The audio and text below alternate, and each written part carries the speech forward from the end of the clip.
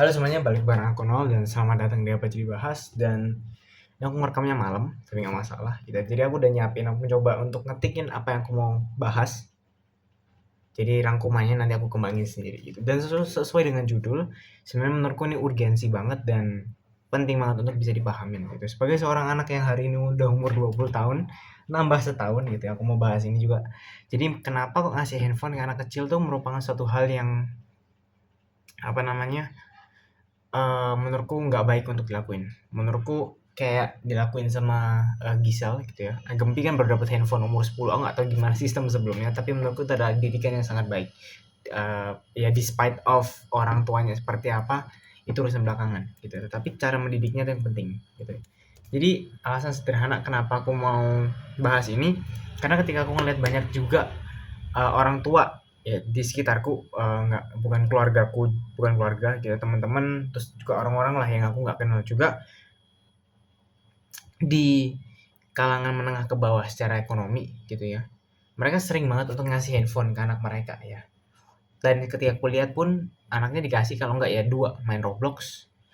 Main Roblox ini biasanya untuk anak umur 5 atau 6 tahun ke atas yang SD itu udah belajar main-main game-game gitu gitu ya. Sama nge-scroll TikTok atau YouTube Shorts atau konten-konten shorts yang kayak gitu scrolling gitu ya. Aku sebenarnya kadang juga kayak gitu hampir setiap hari. Sebenarnya setiap hari ada gitu ya.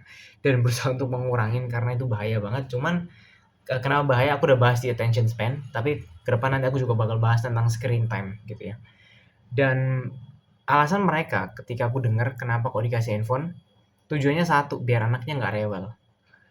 Ini menurutku salah satu hal yang bisa mematikan kemampuan berpikir otak pada anak-anak yang umur segitu, di mana mereka seharusnya bisa berkembang otak mereka, kemampuan mereka. Anak umur segitu, segitu ini dalam arti 1 sampai 5 atau 6 tahun gitu ya. Mereka tuh perlu berinteraksi entah dengan teman sekitar, entah dengan orang tua. Berinteraksi secara langsung, main secara fisik. Banyak sekali karena aku tinggal di perkampungan, banyak anak-anak yang sampai sekarang ini masih rame, mereka main interaksi.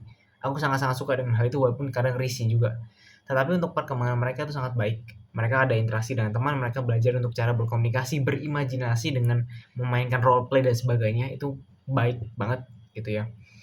Untuk merangsang pertumbuhan otak. Walaupun aku belum ahli banget tentang hal ini, tetapi ketika kita bisa berpikir secara logika, handphone tuh mematikan. Mematikan dalam arti bukan danger, bukan dalam arti little gitu ya kalau di Inggris kan, tetapi mematikan dalam arti dia mematikan kinerja otak, kinerja fokus orang bisa menurun, termasuk orang yang seusiaku dan ke atas. Apalagi untuk anak-anak yang bertumbuh, yang kemampuan berpikir mereka masih dalam taraf yang belum cukup lah untuk bisa berpikir secara sendiri, membuat keputusan secara mandiri yang baik untuk diri mereka sendiri gitu ya. Jadi anak-anak usia di bawah 5 tahun itu, kalau juga kita tahu banyak sekali mereka banyak ngomong, kadang kebanyakan ya ke orang tua terutama. Beberapa anak mungkin enggak ya karena mungkin sifat dan sebagainya, tapi sebagian anak itu kalau kalian lihat pun juga mereka kalau nggak dikenal dengan handphone, mereka biasanya banyak tanya gitu, oh ini kenapa, itu kenapa dan sebagainya. Salah satunya contoh dari aku dengar ceritanya Raditya Dika juga tentang anaknya yang cowok, ketika banyak bertanya dan sebagainya gitu ya. Itu adalah hal yang sangat baik untuk dilakukan ketika anak bertanya ke kita dan kita sebagai orang tua menjawab, walaupun jawaban itu agak ngawur gitu ya, dalam arti misalkan tanya ini kenapa gitu kan, jawab, interaksinya yang penting, jawabannya benar atau enggak itu urusan belakangan, yang penting nggak mengarahkan ke hal yang menyesatkan. Interaksi dan anak dan orang tua sangat penting. Dan juga kenapa ketika anak bertanya dan dia dijawab, dia pasti akan hari-hari berikutnya pasti akan nanya terus dan sebagainya. Capek, aku bisa bayangin itu pasti capek. Tetapi dengan ada seperti itu, kemampuan berpikir dan rasa penasaran dia akan terus bisa berkembang kayak gitu. Jadi sebenarnya hal yang salah satu mendorong kita juga untuk belajar adalah rasa penasaran. Untuk belajar biasanya keterpaksaan mungkin ya, sama penasaran gitu ya, antara dua itu seharusnya. Keinginan juga bisa, tapi keinginan biasanya dasarnya dari penasaran juga sih. Dan ketika anak tumbuh rasa penasaran dan ketika dia besar dan didukung dengan lingkungan yang mendukung, terutama dari keluarga, itu akan bisa membuat anak perkembangannya sangat baik dengan cara berpikir yang bisa berkembang sangat baik. Dan juga untuk tahap belajar nggak cuma untuk hafal dan juga mengeluarkan hafalan tersebut, tetapi bisa dalam tahap, kan ada 6 level learning ya, aku lupa 3 bawahnya itu apa, tapi 3 atas itu kan dia bisa create baru, dia bisa menganalisa sesuatu, dan dengan kemampuan dari kecil udah dilatih untuk ketika dia sering bertanya, dan orang tuanya pun ini kenapa tiba-tiba gelap ya? Orang tuanya pun juga sering bantu untuk menjawab gitu, walaupun jawabannya agak ngawur. Bentar, cerah banget. Itu akan sangat membantu anak itu, yaitu untuk bisa berkembang, meningkatkan rasa penasarannya lagi, berinteraksi, nanya ngawur sengawur-ngawurnya, dan dijawab juga sama orang tua, jangan ngawur kalau bisa gitu ya. Dan juga itu juga bisa mengembangkan imajinasi dari anak tersebut gitu, karena anak-anak, aku pun dari kecil tuh sering banget berimajinasi, terutama kalau aku udah masuk SD itu imajinasi kalau nggak menjadi pemain basket gitu, pembalap MotoGP gitu kan, sampai ya pada saat itu gitu ya, atau juga ketika habis nonton badminton, ini kenapa gelap ya, habis nonton badminton gitu ya, imajinasi jadi Kevin Sanjaya, zaman itu siapa ya, 2015 gitu lah, pemain badminton, nggak ingat aku siapa. Jadi imajinasi kayak gitu, ataupun jadi superhero kayak Avengers dan segala macam, nggak masalah, itu sebenarnya sangat-sangat nggak masalah, dan itu sangat baik untuk perkembangan anak itu. Dan juga ketika anak yang usia terlalu dini dapat handphone, dia itu belum punya kemampuan untuk membuat keputusan gitu ya, jadi kemampuannya itu masih kurang banget gitu kan, kayak anak aja kadang masih untuk dalam rentang di bawah 6 tahun gitu ya, dia masih entah nyolokin jari ke colokan listrik itu kan bisa-bisa aja gitu, ataupun mmm, melakukan hal yang bodoh, lompat dari apa dan segala macam. Itu kan berarti udah nunjukin bahwa kemampuan berpikir mereka tuh masih dalam tahap yang belum bisa baik, masih dalam perkembangan lah gitu. Jadi membuat keputusan mereka masih belum bisa bagus gitu. Mereka harus mendapatkan pengalaman untuk tahu mana yang baik dan mana yang buruk dari pengalaman, bukan dari kasih tahu orang gitu. Itu penting juga. Dan ketika juga anak-anak dikasih handphone itu, attention span mereka akan berkurang. Memang ada rentang waktu kayak anak umur segini punya attention span segini. Ada penelitiannya. Aku sama sekali belum baca dan belum cari.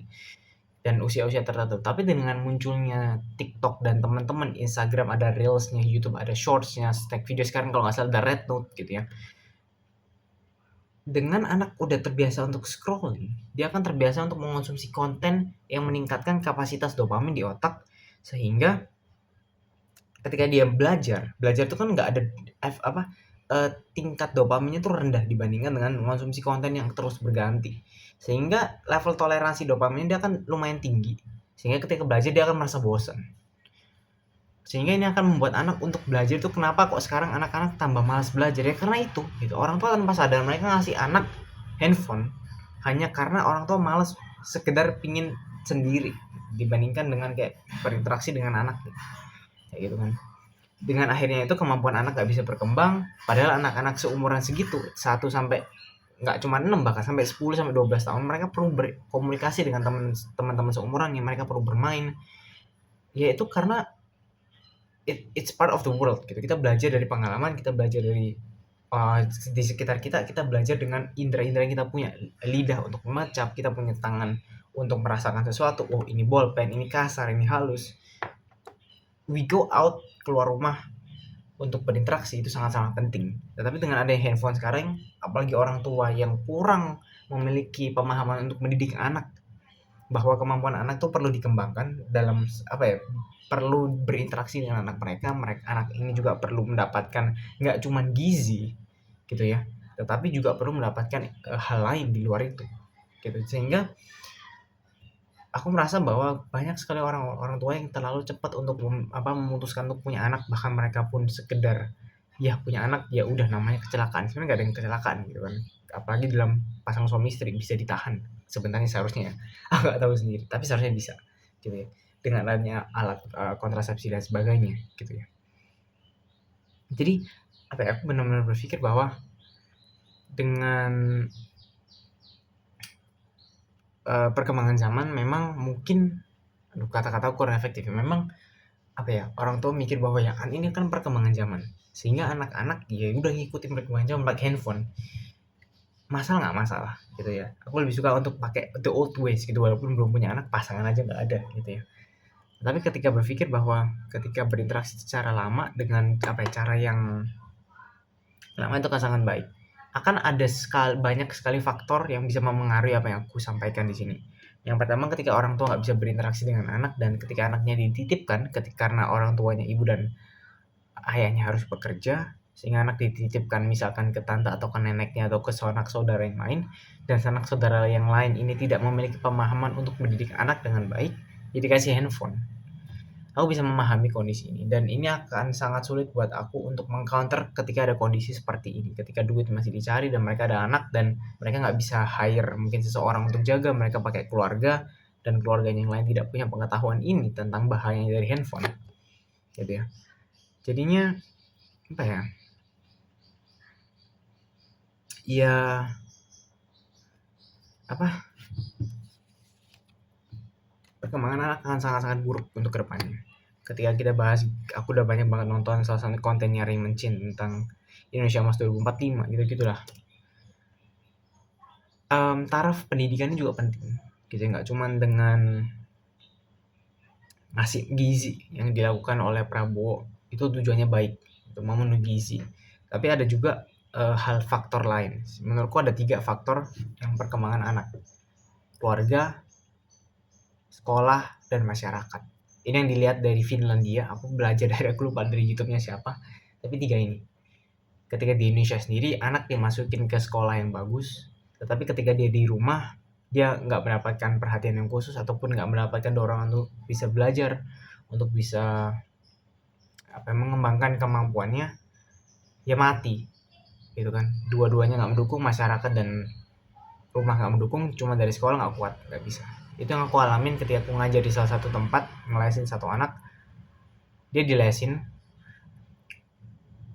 tetapi ketika aku di sana ngajar dan waktu ngajarnya pun cuma 90 menit gitu ya, seminggu cuma 2 kali.